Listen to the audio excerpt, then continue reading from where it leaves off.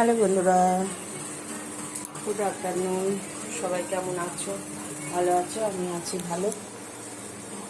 চলো রোজই কী রান্না করছি দেখাই তোমাদের। গরম গরম ভাত হয়ে গেছে।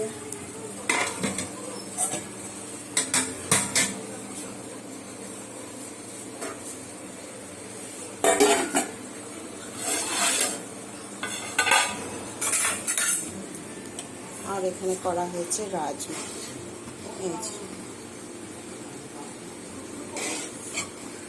এই যে রাজমা করা হয়েছে।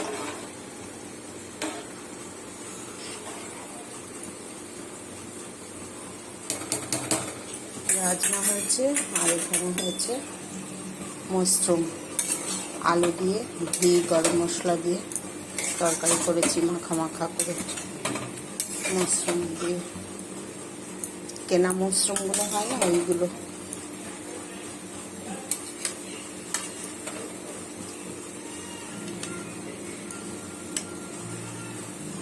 যে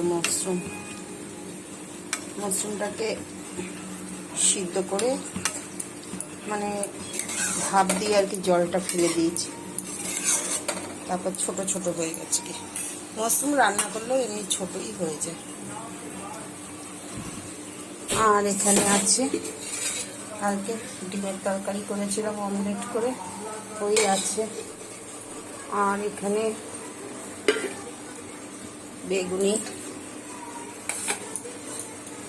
একটুখানি পোস্ত আছে, আর এখানে একটু মসুর ডালও আছে অল্প।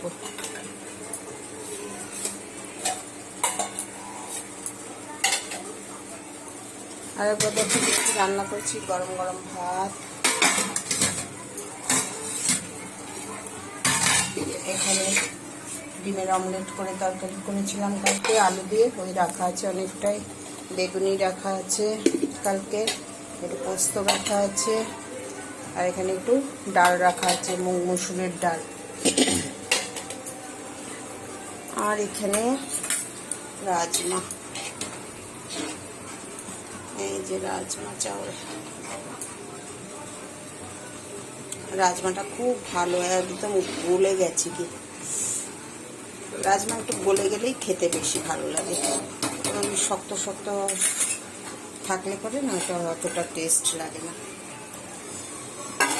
আর এখানে মাশরুম আলুর তরকারি মাখা মাখা করে করেছি, ঘি গরম মশলা দিয়ে।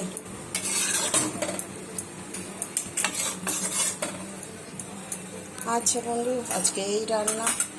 ভিডিওটা এখানে শেষ করছি।